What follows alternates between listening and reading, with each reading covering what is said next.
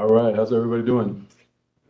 We were deathly silent right up until this moment, so it's the like true classroom experience. So thank you for that. I feel right at home. It's also fun to see a couple of people that I've had in class but never actually in a classroom.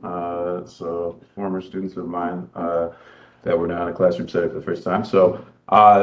I'm James Coltrain. Some of you may have seen me at other stuff, but I just finished my second year as assistant professor of game art and DMD at UConn. I'm very, very happy to be here. Thank you. I was formerly a history professor at the University of Nebraska. I'm trained as an early American historian and then just self-taught as an MD game designer. And I'm going to talk a little bit today about my first game, Blackhaven, which came out last summer. I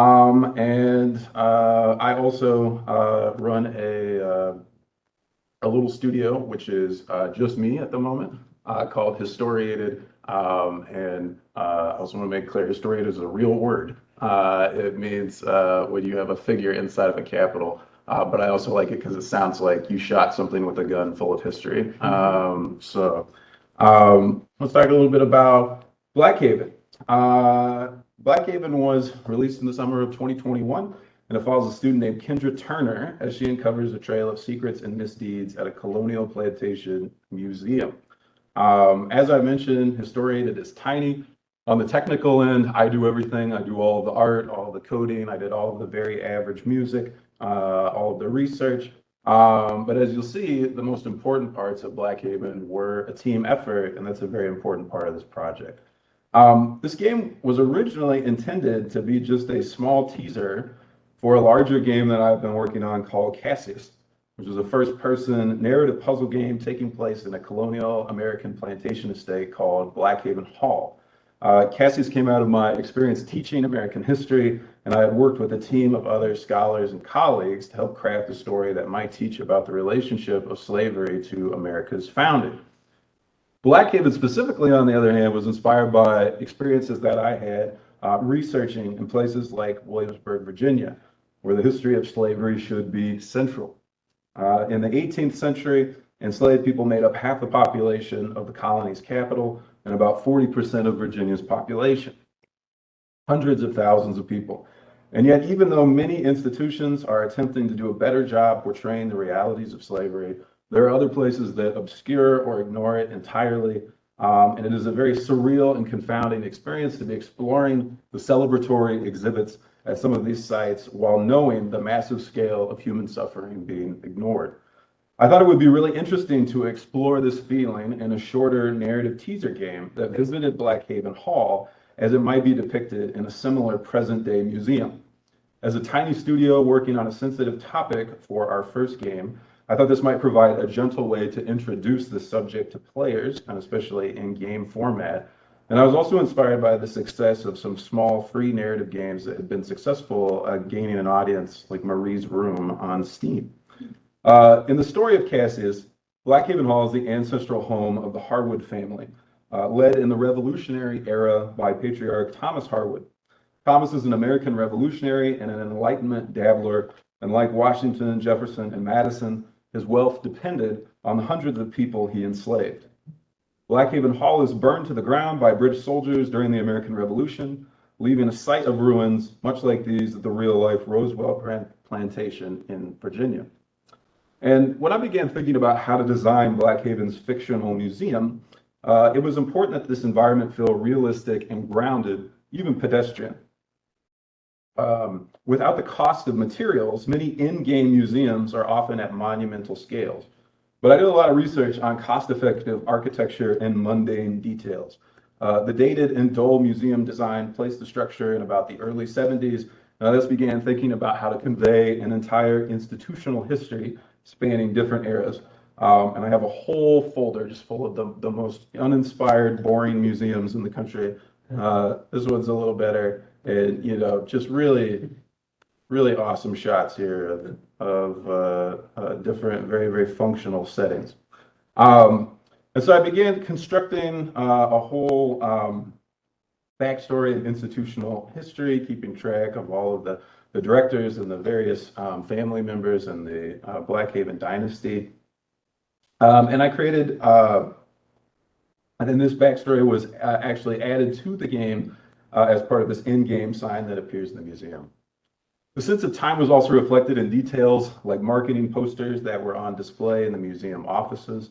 You can see a few of these here. Most of these were based on real period things from colonial Williamsburg, as well as the different books for sale in the gift shop. By far the biggest contrast between eras was in the ruins of Blackhaven itself, which in the game had recently been transformed through a slick steel modern glass reconstruction. I researched a lot about structural glass projects and trying to get this to look right, but it was actually inspired by a similar project at Minokan, another small privately managed plantation hall museum. Players would explore the house while listening to a smarmy audio tour, narrated by yours truly. Here too, I try to include a sense of the extended history. Tour guide mentions numerous folk legends and as they go through different parts of the house. And the glass structure attempted to account for the folk legends and mentions a number of other kind of like mysterious or thought-provoking details as you're going through. The glass structure attempted to account for realistic structural support and HVAC, although as some players have mentioned, probably correctly, this space would absolutely bake in the summer. Aside from making Blackhaven feel like a real place, I wanted to create a sense of uneasiness early in the game before players uncovered the museum's worst secrets. Throughout the displays and audio tours, enslaved people are euphemistically referred to as servants. A family portrait featuring an enslaved woman crops her out when duplicated on a book cover. The same gift shop features thoughtless marketing slogans, like the ones for these very unique dolls, as well as this book cover, which shows they are not expecting a diverse array of visitors. And a fully readable illustrated children's book not only praises the Harwood's family's patriotism and undeserved deserved devotion of their put-upon worker, Farmer Joe, but also omits the presence, contributions, and hardships of Black Americans entirely. About halfway through the game, players are tasked with scanning documents in the archive. And after noticing some discrepancies, find a trove of incriminating and disturbing evidence that forms the most important part of Blackhaven. In this section, our narrative team had a set of historical messages that we wanted the game to convey. First, we wanted to show the real and very meaningful harm resulting from Blackhaven's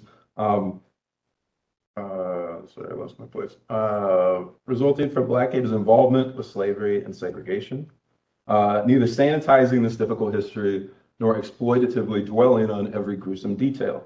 Second, to show how these harms have persisted in the present day and how the museum and the Harwood family have enabled this legacy. Third, and finally, that in every era, there were Black Americans actively resisting and trying to make the best lives for themselves and their families, even if these efforts were not always successful.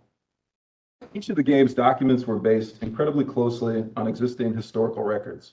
A missing page of Thomas Harwood's diary reveals a particularly cruel incident between him and an enslaved mother, and both this violence and his writing style were taken from the real-life Virginian enslaver William Byrd II. When trying to mimic a historical voice, I looked closely at sentence structure and especially word choice, sometimes searching for certain terms in the Google Ngram tool to make sure that they were period correct. In perhaps the game's most disturbing example, players read love letters between the Civil War era spouses Gideon and Anna Harwood. Anna Harwood's writing is full of petty complaints and offensive language about her enslaved house staff, taking plenty of attitude from the even more explicit and unsettling diary of real slaveholding wife Mary Chestnut. Confederate soldier Gideon Harwood at first seems to be the more compassionate of the couple, before confessing his role in the grisly murder of Black Union prisoners of war, with some of his concession lifted directly from accounts of Nathan Bedford Forrest's role in the Fort Pillow massacre as depicted here. The documents also show how Blackhaven began rewriting its own history well before the present day. Players read a commemorative speech dedicating a statue of Gideon Harwood with treacly, florid language and overt affirmations of white supremacy. This address was inspired by the real-life one given at the dedication of the so-called Silent Sam Confederate statue, which has only recently been removed from the campus of the University of North Carolina, Chapel Hill. The game also features a bizarre catechism intended to instruct children visiting Blackhaven. It contains a series of questions and answers, brazenly distorting Blackhaven's history, but was adapted word for word in some places from a similar real-life document once produced by the Daughters of the Confederacy. But so too do players find evidence of Black resistance and perseverance, from a newspaper ad placed by newly freed slaves attempting to reconnect with lost relatives to the mid-20th century inquiries of the fictional Dorothy Mitchell, a local activist and amateur historian who begins to research and who applies to research in the museum's archives. Mitchell believes that she may be descended from an illegitimate mixed-race child of Blackhaven's William Harvey, and not only gives players a historical mystery to solve, but also mirrors the centuries-long pursuit of the descendants of Thomas Jefferson and the underage enslaved Sally Hemings to confirm their ancestry, which they eventually achieved only through DNA testing.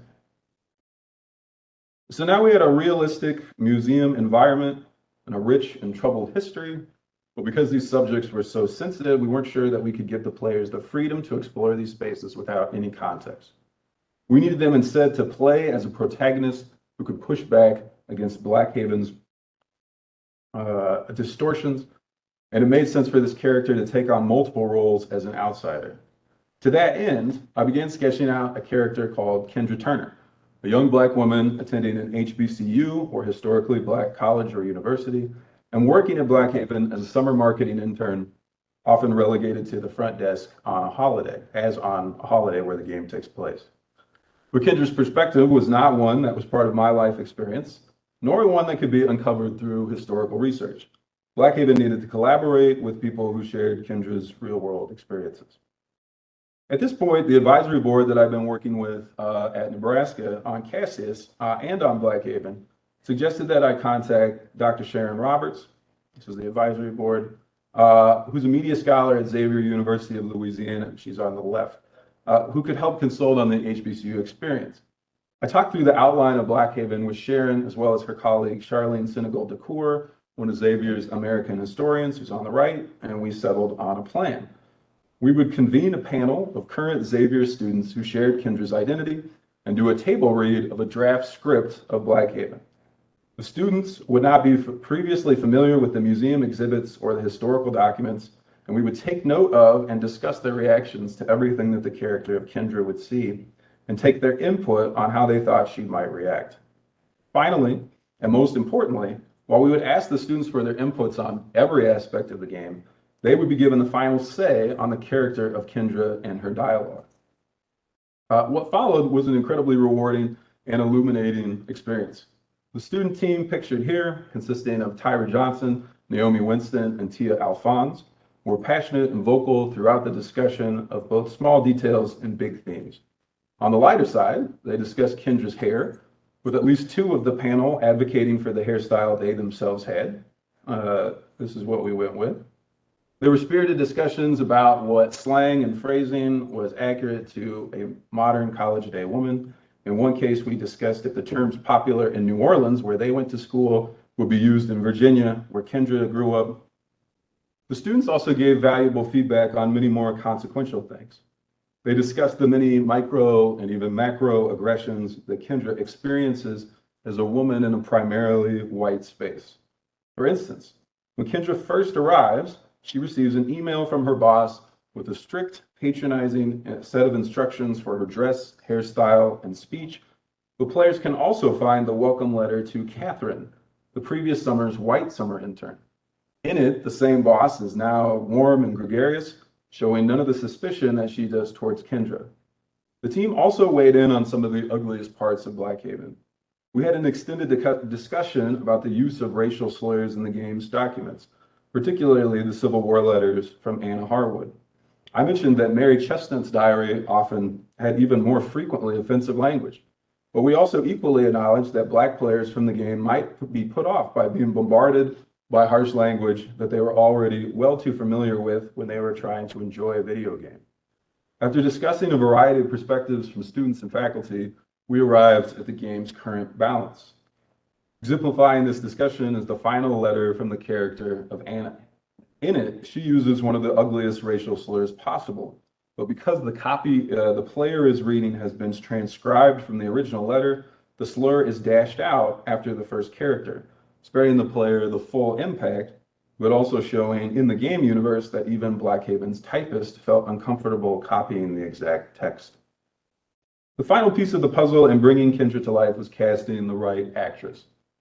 Dr. Roberts had suggested that a former Xavier student of hers, Darby Farr, who was pursuing an acting career, might be a possible option. At the height of the pandemic, I read over Zoom with Darby for the part, and I was so incredibly impressed with her impromptu audition that I offered her the role without reading another actress. This decision proved crucial, as Darby's performance was one of the most consistently praised aspects of Blackhaven, giving Kendra empathy that would allow players to feel the gravity of her situation, but also bringing a feisty wit to the character that empowered Kendra in the story as it progressed. So now we had what we hoped would be a thoughtful and even a timely little narrative dealing with some important historical issues. But how do we do as a game? Let's talk a little bit about the release, some mistakes that we made, some challenges that we faced, and in the end, where we succeeded. As I mentioned before, Blackhaven was released last July on PC for Steam. Because of the sensitivity of the subject, we didn't feel like doing the sort of rah-rah guerrilla marketing often recommended to new studios. And so the game was released with very little advance word beyond posts on our existing social media and Reddit. I sent press releases to about 300 journalists seeking coverage, and while early on attention from games media was relatively tough to come by, we did do initially better with traditional media outlets like NPR and Smithsonian Magazine, who were attracted to the game's historical significance. In the first couple of weeks, we were also helped by a couple of positive reviews from smaller game press outlets and some good reactions from Steam reviewers. Our biggest media coverage came in the form of a feature story from Polygon, which contrasted our team's approach to historical gaming with a very mixed reception of Fortnite's Martin Luther King interactive experience. I should mention that while this media coverage helped legitimizing Historiated, as well as providing some unique networking opportunities, for those of you that are interested in promoting your own games, we didn't necessarily see a large bump in downloads connected to particular coverage, even things like Polygon, which at the time I think was the third or fourth most visited gaming site in the world, and we were on their front page for 4 days. So how did our game do with players? As of today, Blackhaven has been played by over 33,000 players in over 100 countries. The game currently holds it's waffling right between 79 and 80% positive rating on Steam, so you might have to check it today, which places us either in the very positive or mostly positive category. The circulation and response fell short of some of the free walking simulators that had inspired us to release Blackhaven, but at the same time, the game is currently one of the most publicly successful humanities-themed video games to ever come out of the Academy. Finally, the game has done very well with indie festivals and awards. Blackhaven was an official IndieCade selection, was initially nominated for the Best Impact Game and Narrative Game Awards, and won a Grand Jury Award for Innovation and Experience Design. Blackhaven also received an honorable mention for the Excellence in Narrative Award at the IGF, or Independent Games Festival, that's held at GDC. And even though it has not yet been announced, Blackhaven has also been nominated for a major award at the large social games festival this summer, which I can't say any more than that, but those of you who follow these sorts of things can figure that out, and that news should come out in the next week or so. All right. We saw a slight bump in downloads during festivals and after these announcements, but again, not enough to make winning awards a significant factor in our game's numerical success. Being a first-time studio, we also made plenty of mistakes, and the game also faced some unique challenges during development, so let's highlight some of those. One difficulty with Blackhaven was the game's placement in relation to potential audiences. And this kind of came out of the fact that it had a weird history as being a spin-off as another project.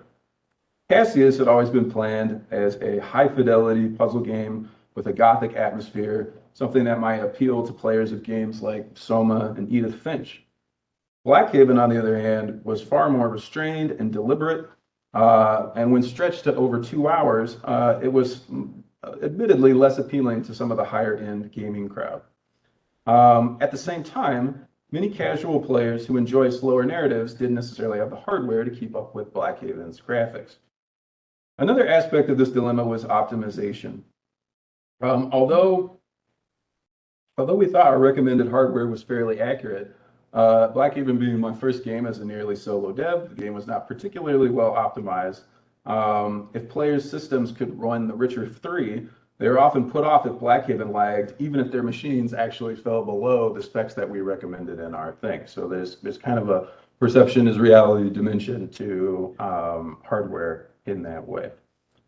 Both of these problems illustrate one of the contradictions of releasing a free game to boost attention.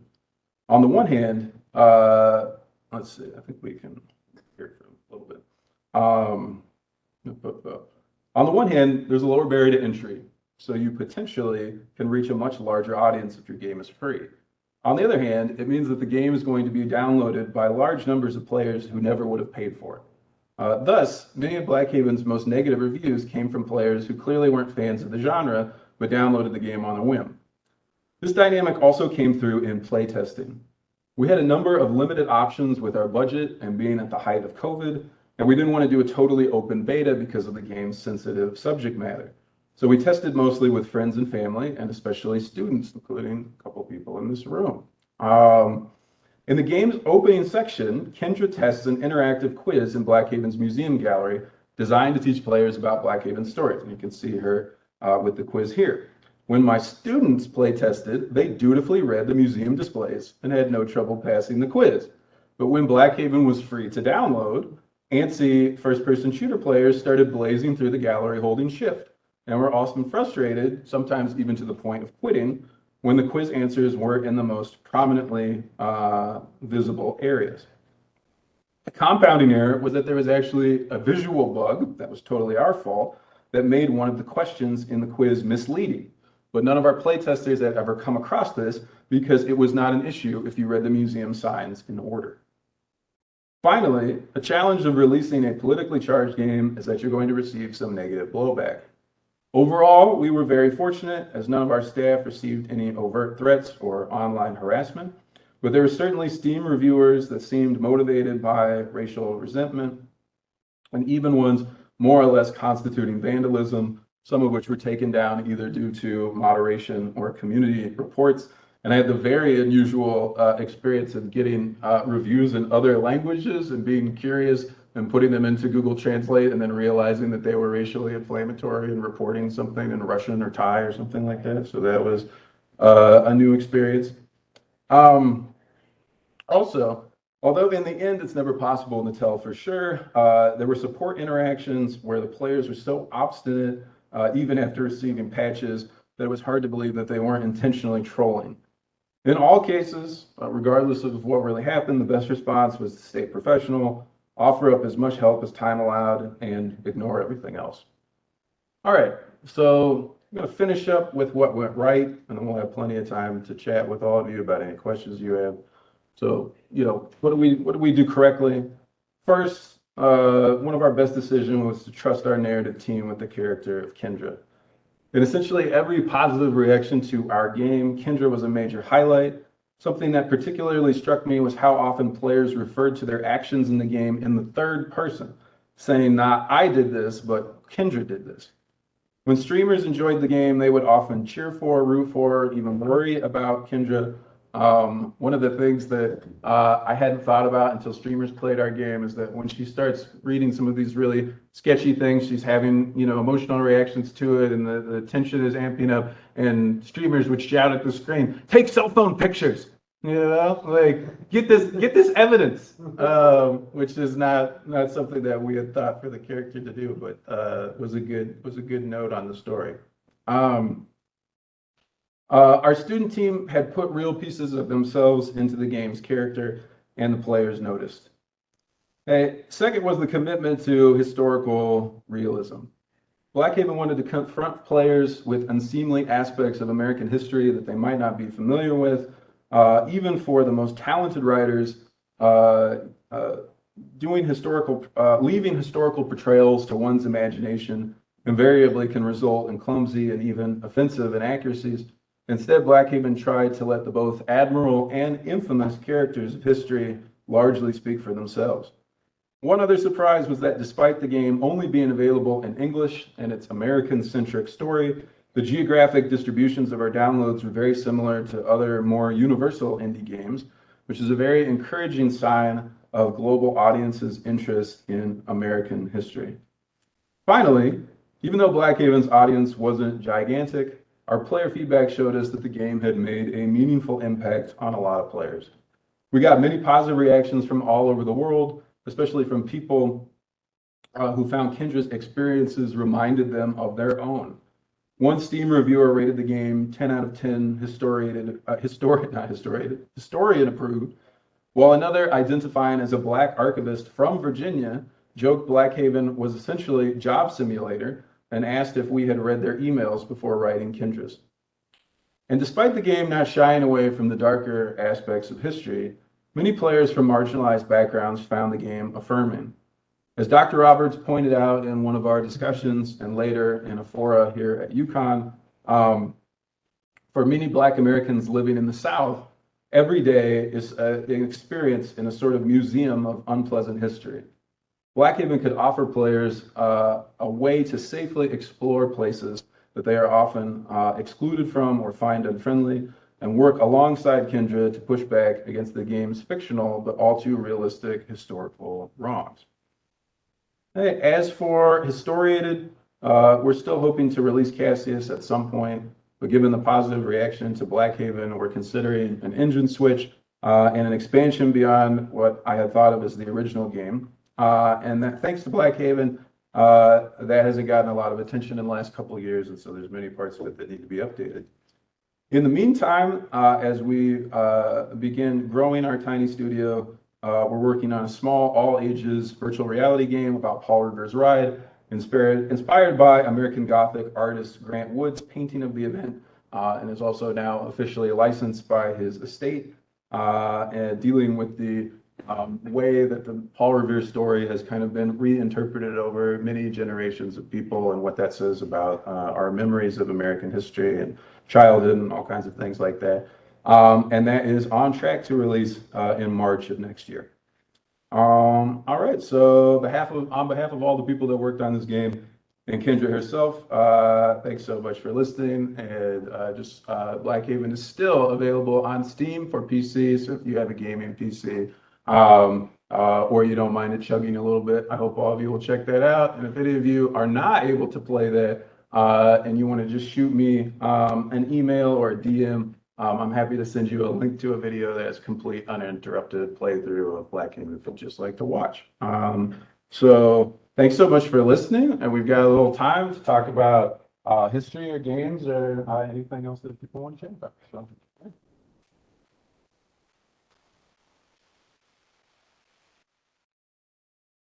Yeah.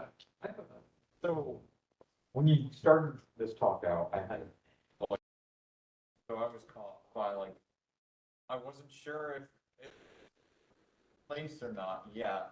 And then you were showing like, oh, this is identical to this historical thing. And I felt like, impactful. Do you have like, you're so like, hey, we pulled this from a real historical thing? Because that would be kind of, like, I really like the comparison in the slideshow. Yeah. That would be a very impactful.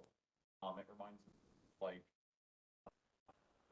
some like alternate history shows or movies where they would talk about like, oh, what happened if the South won the Civil War, and they had like fake commercials about like, oh, these terribly racist places, and then in the credits they showed like, hey, these terribly racist places actually were restaurants or like products that they sold in the South and like stopped in the 60s.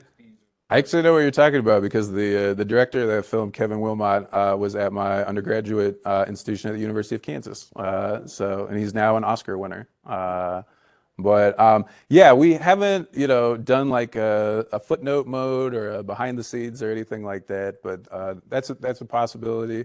Also, I mean, just in terms of, we do occasionally get people ask if the hardwoods are real or if the plantation is real, and so I think that's a high compliment. I also just philosophically, there's all kinds of different ways you can approach a game with a period setting, but for me, historical fiction is a very flexible tool because it allows you to reference a lot of historically accurate things, but not be constrained by the particulars or worrying about if you're creating a counterfactual. So, this could be a game about Jefferson or Madison, but then we can only do the things that Jefferson or Madison, and then we're up against every other interpretation and portrayal, and it becomes historically contentious. But if we just fictionalize that a little bit, we can do composites. We can have things work better for gameplay or for narrative arcs and things like that. But you also just eliminate a lot of the kind of discussion that's not as relevant to what we're trying to do. And honestly, that, we were talking the other day about interdisciplinary stuff. That's a primary reason why I am at UConn rather than at Nebraska, because when I was in a history department, working with fictionalized history, public history, was not persuasive to a large chunk of where I was at. And now being in a digital media role, that's totally kosher with the academic goals that I'm now working towards. So yeah. What's that? Do you know if it's been used in I have heard just anecdotally from a few people that it's been used here and there. I believe a professor at UMass used it in some of her classes. I know it's been taught in a couple of UConn classes. But yeah, the other thing is, maybe we'll do this more in the future, but I haven't pushed this particularly hard in historical spaces. I think primarily because I'm not interested in all of the just complaints from individual historians about portrayals. And so again, I think that's some of the just space that you get from a different disciplinary audience. And the other thing is, again, and there are multiple valid approaches to this, but I am interested, in games as art and as storytelling. And so, all of Historiated's future games aim to be things that people would play, whether or not they were historically interesting. And so it's not edutainment. I don't envision this for captive audiences. I want people, Blackhaven is a pretty nerdy game. Like I've joked that it's like Manila Folder Simulator 3000. But on the other hand, there are plenty of people who like short narrative mystery walking sim games that are not based in any kind of academic agenda or anything like that. And I think a lot of those players were drawn to Blackhaven without thinking of it as something that was good for them or educational or what have you. the next couple games? Developing them fully yourself, or slowly expanding your team and potentially expanding the scope of some? We'll see. Like I have some people that are interested in contributing to Paul Revere, and then Cassius is further down the road. I'm kind of in a little bit of a R&D stage. For those of you that are devs, this game was made in Unity.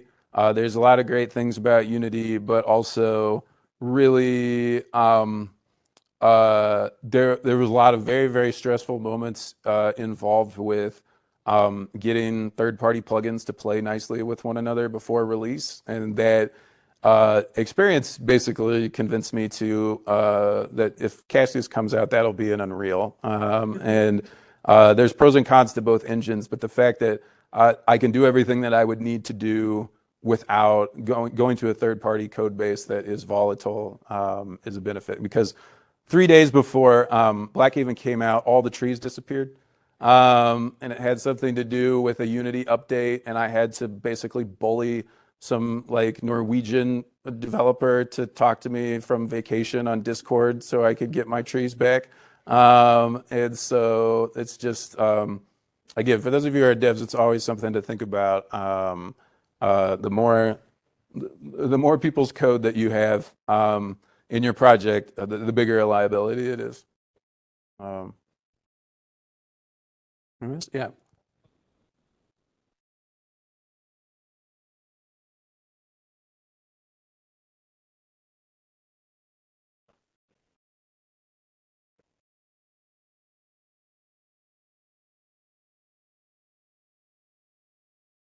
Yeah, I think the main reason was, I mean, a lot of the like positioning and marketing of Blackhaven had to do with the fact that it was a brand new studio and it was a really sensitive topic. And so I just think that the free was both to, I've never done anything before, and I don't even have a background in games, right? Like when I started working at it, I'm a historian. And so I went through numerous interactions where I would, as I was getting, legitimacy in the gaming space, and, it's like you write an email and like, I'm a historian making the game. And they're like, oh, great. And then you show them like a screenshot and they're like, oh, you are making a game. I thought, I thought this was, you were kind of pulling our leg.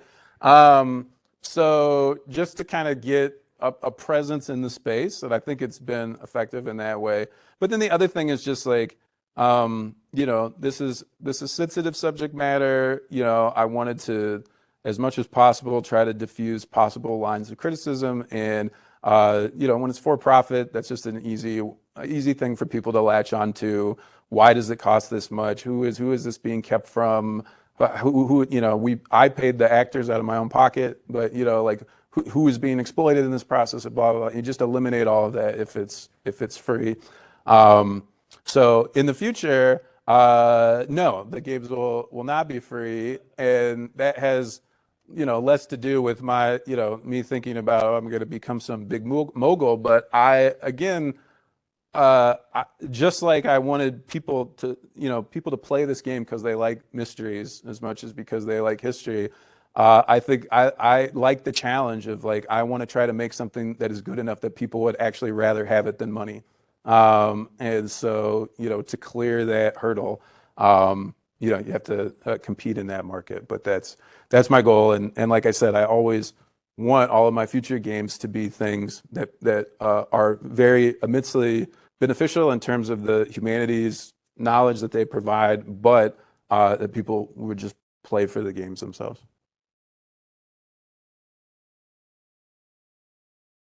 Yeah.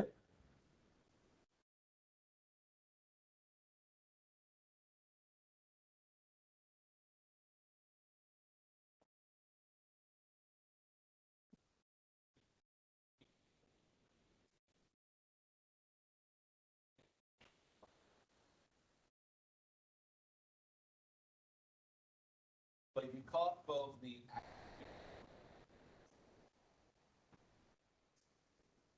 also obfuscating certain British have had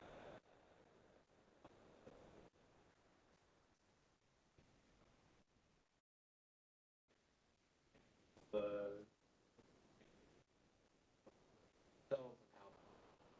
this is a very small thing that I saw your screen Cassius even reminded me how titles for books from the 1800s.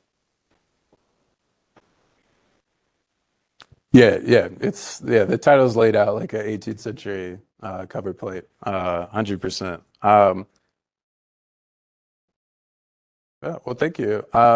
Yeah, I mean, I think, because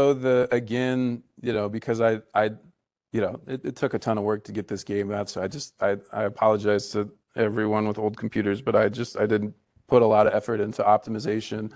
But I think the fidelity of the graphics in this are not necessarily amazing, but I think something that all of you can do as designers is just like the individual, grit on the bricks or the shine on the floor may not be the most amazing thing, but I think that we really got Blackhaven as a realized space because, again, we looked at all these real life references, and I always, something that is very, I'm just a nerd about this sort of thing, but is immersion breaking to me is when, there's like a haunted house game, and it's like, why do these people have 5 copies of the same dresser like on each floor? That's not how a real house works.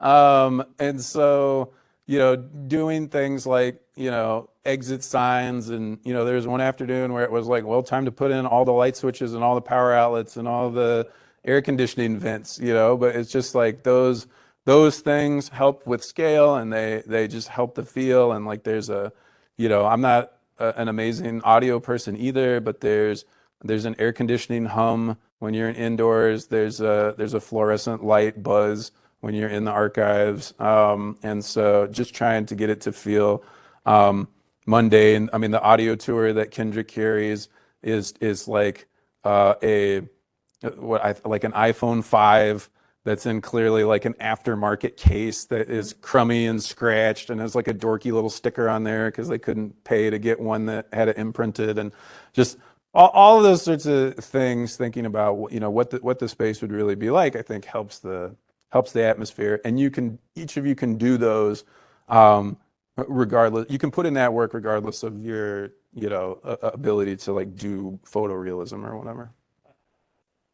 On that part, typically took you getting those because about, oh, this feels like an actual lived-in space in some ways. Something I think is very praiseworthy of this, and something I think is just amazing. Whenever a game's like, oh, this feels real. This is like I can understand living here. It makes sense. Versus like Elden Ring, where I'm just like, this town is not sustainably big enough for how many people would have to live here because this big apple thing, right?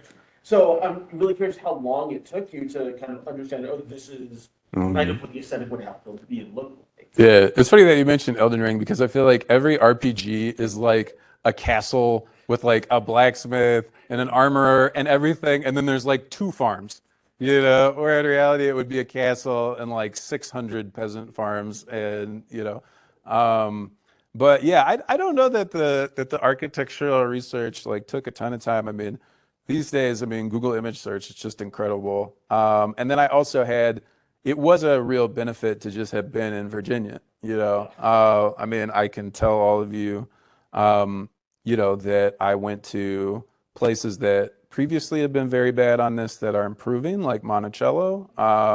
Williamsburg itself is in that category, although they, for 10 or 20 years now, have had Black staff members that are very big in their programming. I went to other places where, where I'm at one point in a house that was, the house was built later, but the estate had been there since the 1640s. And they're talking about, how the same family still lives in the house and all of the various businesses that they've started and everything. And they're like, isn't it amazing how successful these people have been, and not once mentioned that they owned, hundreds of people. So many of whom live right around there still.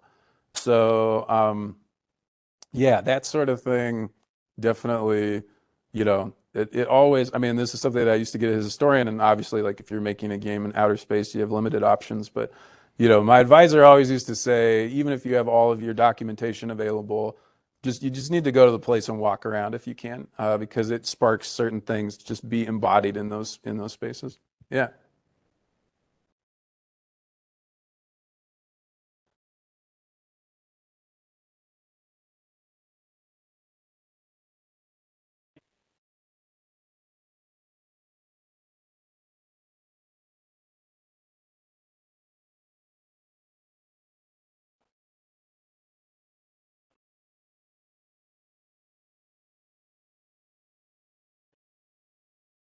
Talks about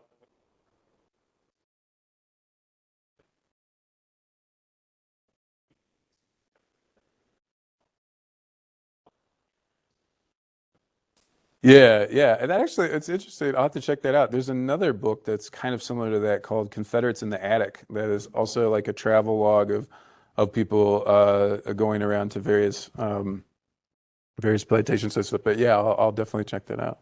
Daniel? This one is like um, balance between true history and after releasing, I think how it would be like story and have a little bit story review. Like, do I think I hit the balance? Was that what you're asking? What way you think optimize made up drama? Yeah, I think I think it just varies project by project. I don't think that there's a right answer. And also, I mean, the thing about Blackhaven is the most dramatic, eyebrow raising, stomach churning parts of the game are the most real parts, and so there's a thing sometimes where, people are looking at their historical narrative and they're saying, oh, this is pretty dull. We need to invent something that happens here to make this exciting. And just Blackhaven was flexible enough as a story, like we basically can draw on anything that happened in the South for 200 years to tell the story of this family. And so, we didn't have to invent anything, and all of the things that are kind of the like show-stopping moments in the archives when you're digging through were the very real things. But I also I think there's a lot of ways that can be successful, and I'd say this all the time when I talk about this. Historical accuracy and authenticity is important, and that's what animates my desire to do these sorts of things. But it also, at a certain level, always becomes untenable. And so there's an Onion video that I always reference about the quote unquote most realistic Call of Duty game ever released, and it's like you will spend 8 hours waiting for your truck to get fixed. Like you will play cards, for 2 weeks and wait for a care package. Like that's what a one-to-one reality of history would be like. And so there's always going to be compromises, and also, like if you're making a game, even in the 18th century, where, in America, people are speaking English, we can read it very clearly. Like, we don't know what their accents were. We don't know what their mannerisms were. We don't know what a lot of their social cues were like. It's just impossible to duplicate completely. And so, I think of this.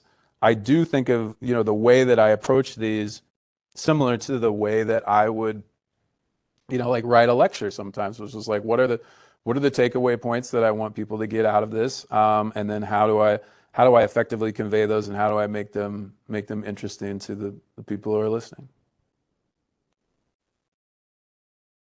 Yeah.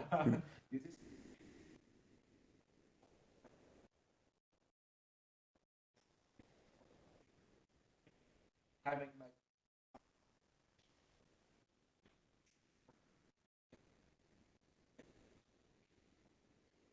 how is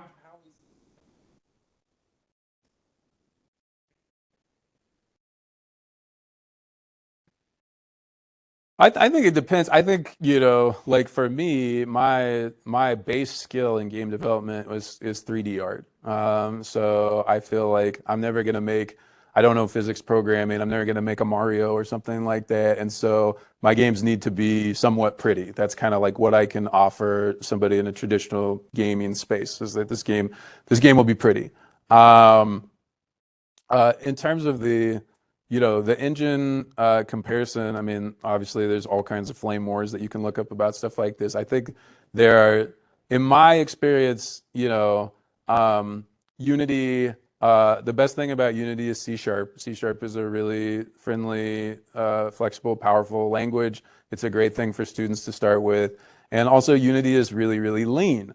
So if you are making something really small, you're making something that needs to be on lots of different platforms very easily, Unity is a great fit for that. I think where Unity starts to suck is if you need to do anything complicated and you are not a high grade programmer.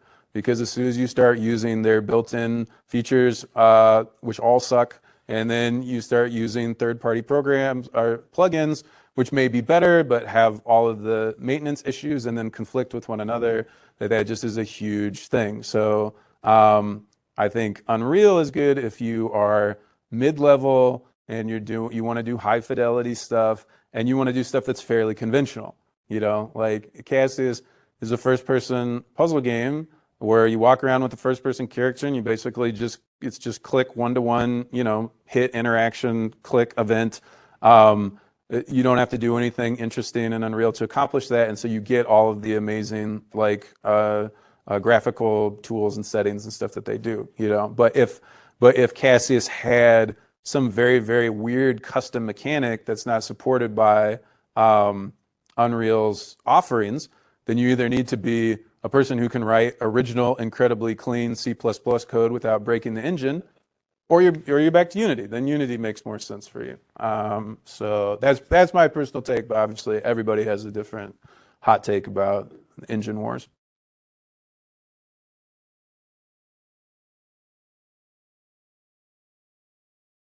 All right. I thank all of you for coming. Yeah.